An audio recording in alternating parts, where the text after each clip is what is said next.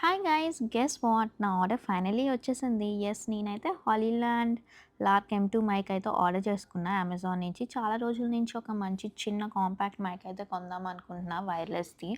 చాలా రివ్యూస్ చూసా, డీజేఐ, ఈ హాలీలాండ్, రోడ్ ఇలాంటి మైక్స్ అన్ని రివ్యూస్ చూసి ఇదైతే నేను సెలెక్ట్ చేసుకున్నా. ఇందులో చిన్న 2 మైక్స్ అయితే ఇచ్చారు అండ్ ఒక కెమెరా రిసీవర్ కూడా.